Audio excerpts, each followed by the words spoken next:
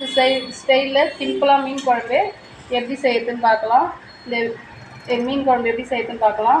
இந்த வீடியோவை பார்த்துட்டு சப்ஸ்கிரைப் பண்ணுங்கள், லைக் பண்ணுங்கள், கமெண்ட் பண்ணுங்கள். வாங்க எப்படி செய்யறதுன்னு பார்க்கலாம். மீன் குழம்பு செய்யறது எப்படின்னு பார்க்கலாம்.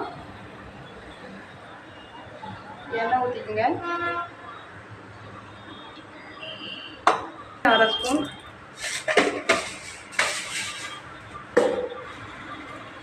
ஜீரகம்,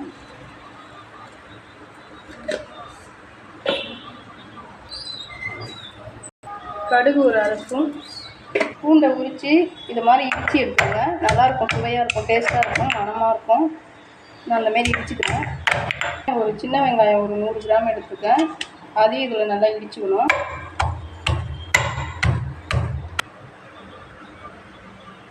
இடிச்சு பூண்டு போட்டுக்கலாம். நசுக்கிற பூண்டு, உரலில் நசுக்கிற பூண்டு போட்டாச்சு.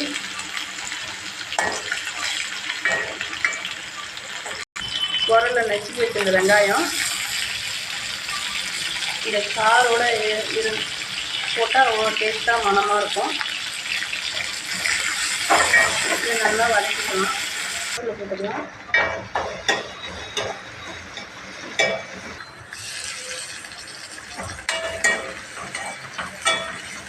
இதெல்லாம் வெங்காயம் தக்காளி வதங்கணும். தக்காளி போட்டுக்கலாம். பச்சை மிளகாய் அப்படி உடச்சி போட்டுங்க. 2 மிளகாய் போட்டுக்கலாம். போட்டு நல்லா வதக்கலாம்.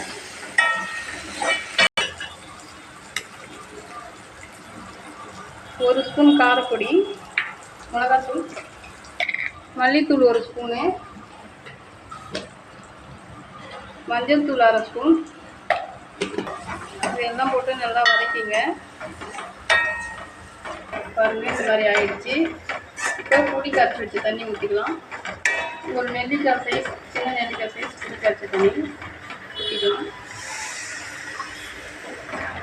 ஊற்றி நல்லா கலக்கி விட்டுக்கலாம். தேவையான அளவு உப்பு சேர்த்துக்கலாம்.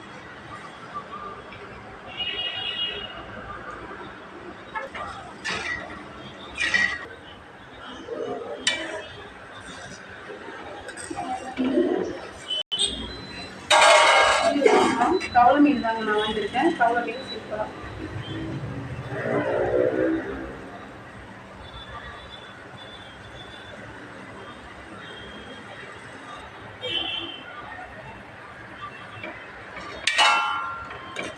மீன் வேகட்டும். மீன் குழம்பு மீன் வெந்துடுச்சு. பாருங்கள், எண்ணெய் பிரிஞ்சு வந்துடுச்சு.